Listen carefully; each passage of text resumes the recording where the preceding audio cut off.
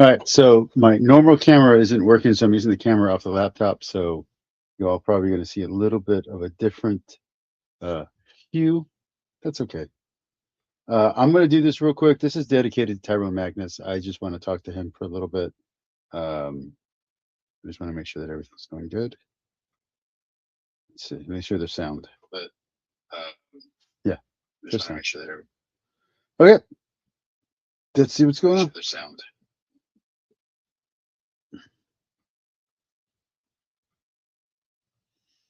Okay, let's do this. All right, so here we go. So right now I do not have access to my normal editing software. So this is going to technically serve as a video, even though this is just me reading a script that I wrote. Okay. So this is called The Chilling Effect of ICE in the Rio Grande Valley, the Cost of Immigration Enforcement Through Fear. Anybody going through the video? Hey, Lisa. So I'm going to go one paragraph at a time. It's going to take a little while, but we're going to have a good video.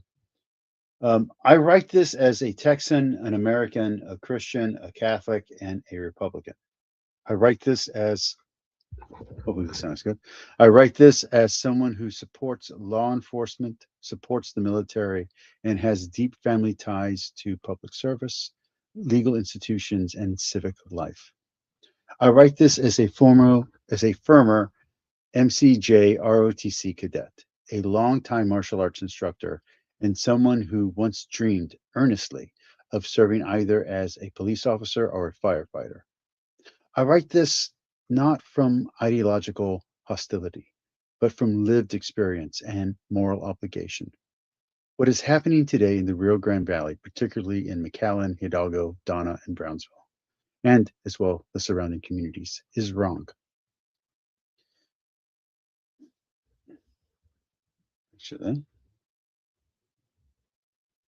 It should be McAllen, Harlingen, Donna, and Brownsville, as well as the surrounding communities, is wrong. It is economically destructive, socially destabilizing, constitutionally dangerous, and morally indefensible. This must be said clearly. Opposing current immigration enforcement practices does not mean opposing law enforcement. It does not mean disloyalty to the United States, and it does not mean hatred for institutions. On the contrary, it means insisting that those institutions remain worthy of respect. I'm going to check something real quick while we're doing that. Any questions, any comments as before we keep going?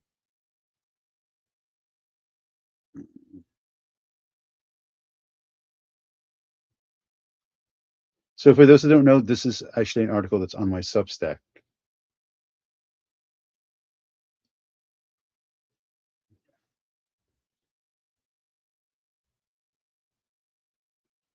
All right.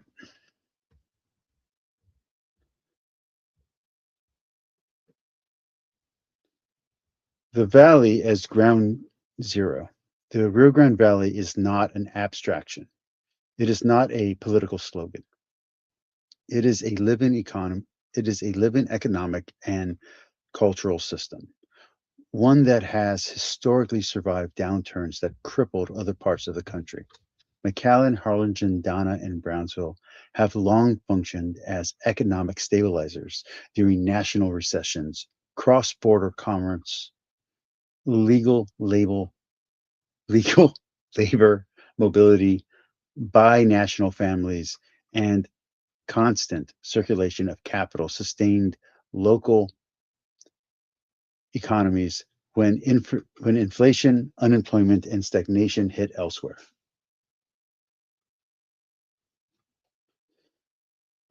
That system is now being actively dismantled.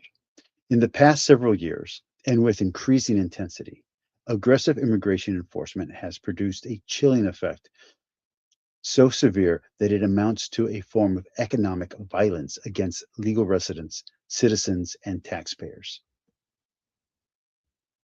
Fear is the weapon when law fear is a weapon when law enforcement Fear is a weapon when enforcement increases.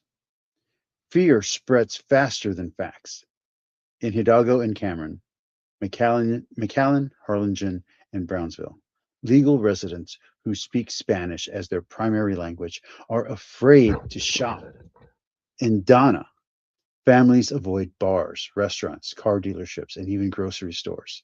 In Harlingen, the nightlife and bar scene is all but dead. That community, especially its neighboring towns, rely on club and bar patrons to survive financially and economically.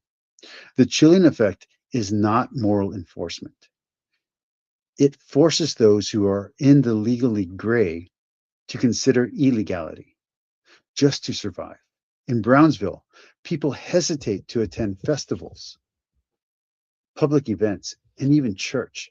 This fear does not discriminate between undocumented immigrants and citizens, naturalized Americans, lawful, sorry, naturalized Americans, lawful permanent residents, and even US born citizens are caught in its wake.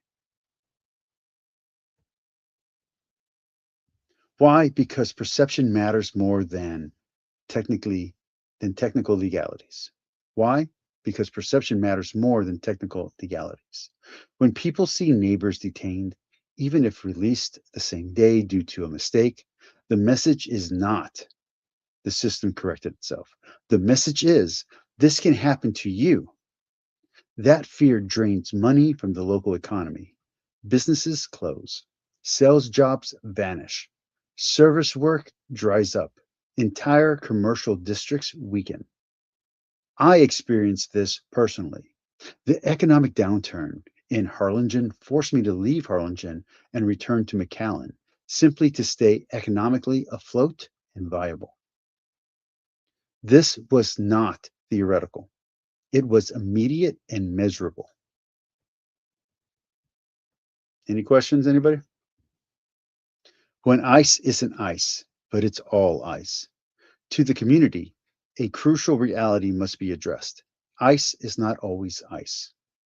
Locally, the term ICE has become a shorthand for any enforcement action perceived as targeting immigrants or low-income Hispanic communities.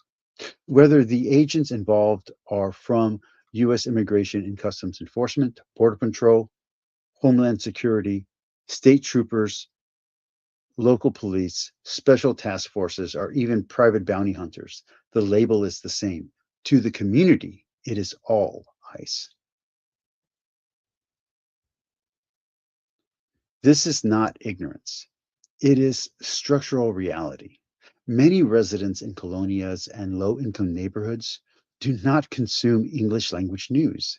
They work long hours, they rely on Spanish language Facebook posts, WhatsApp messages, TikTok videos, and word of mouth.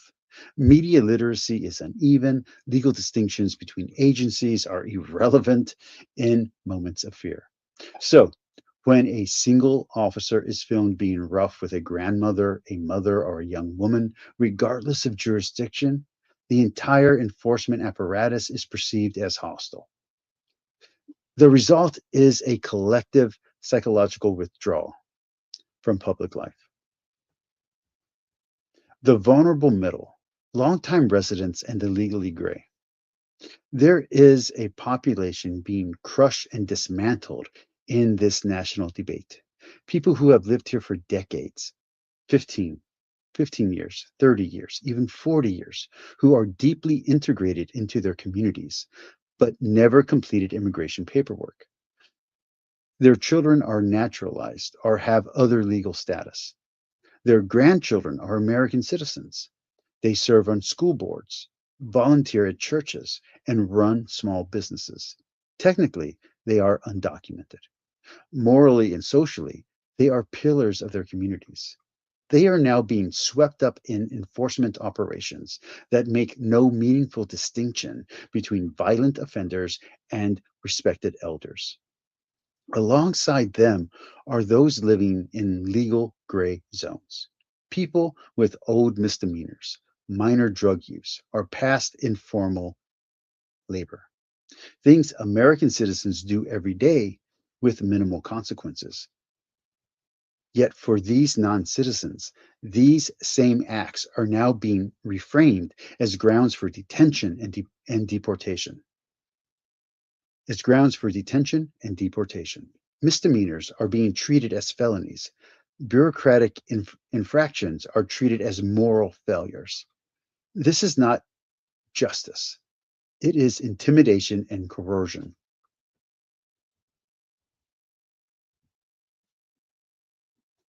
Coercion. I can't say that. I can't pronounce that word well. Coercion. Economic collapse is not collateral damage. The chilling effect is not incidental. It is systematic. When legal border crossings decline, malls in Harlingen are empty, when families in Donna stop going out, service workers lose hours, when Brownsville tourism drops, entire sectors contract. Border economies, once insulated the nation during downturns, now they are being hollowed out. This does not protect Americans, it harms them. Taxpayers suffer, voters suffer, lawful workers suffer. Fear driven enforcement destabilizes the very communities that have historically carried economic resilience. Law, loyalty, and the Constitution. Let me be unequivocal. I support law enforcement. I support the military. I support institutions that defend order and safety.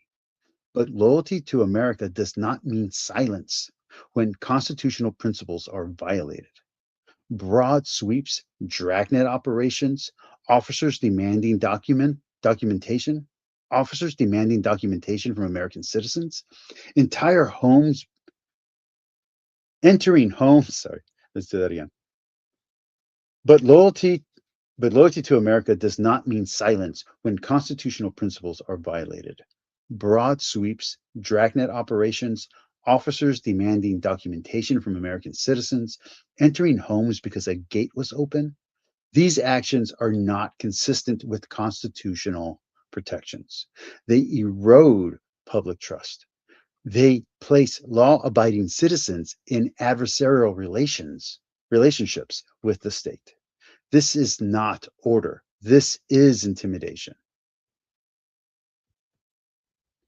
A moral line has been crossed, and as a Catholic, as a Christian, as an American, as a Texan, and as a Republican, I cannot remain neutral because a moral line has been crossed.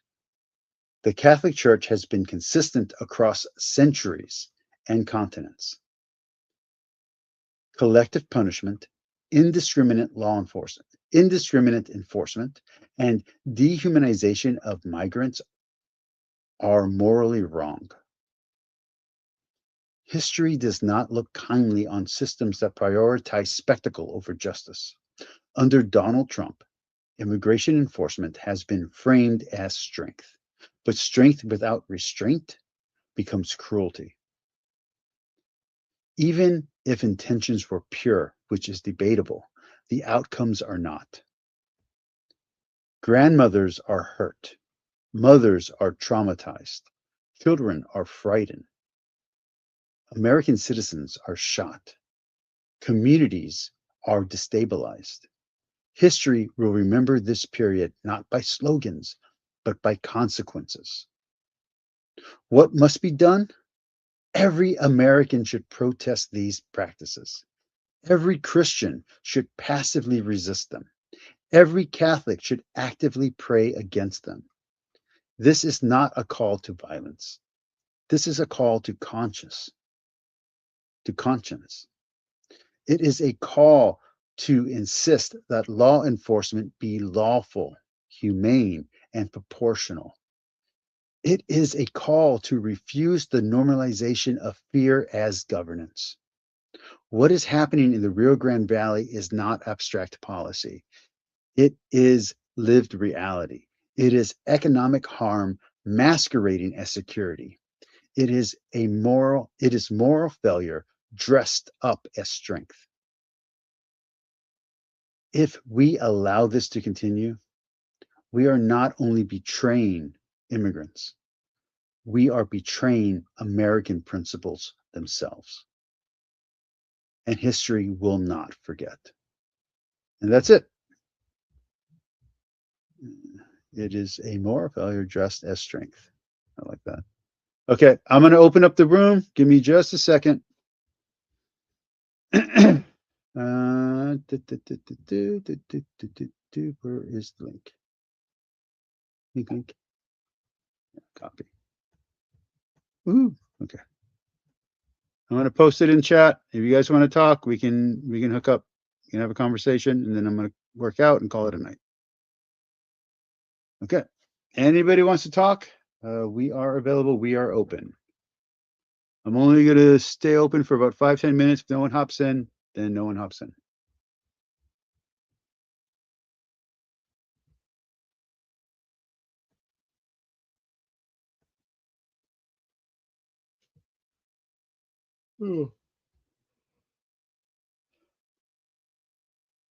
This video is dedicated to Tyrone Magnus. I want him to watch this. I want him to respond to it. So hopefully get enough views, or we can get enough shares to get him to watch this video and get some attention on it. I hope you all liked it. I've been working really hard on this video and on this script. This is my real opinion. I mean, it's not good. You go, I mean, Harlingen and all that area is just completely destroyed by what ICE is doing. Brownsville is completely destroyed.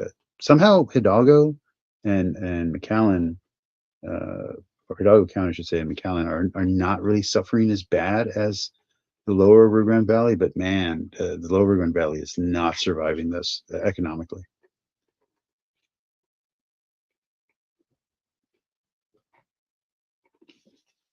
John, I see you have a lot of opinions. You're welcome to come in. Lisa, if you want to come in, you're welcome to. I'm just going to stay on for maybe 2 more minutes if nobody hops in, and then we'll be good. I'll do an outro.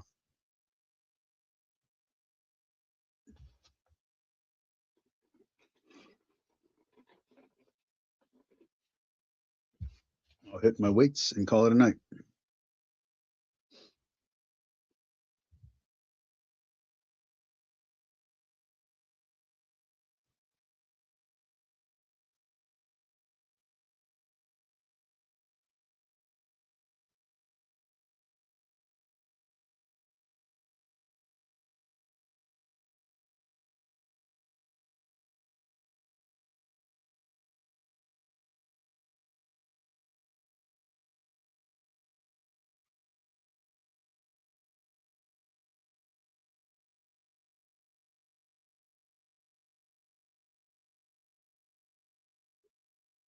All right. Talk to y'all later. Have a good night, everybody.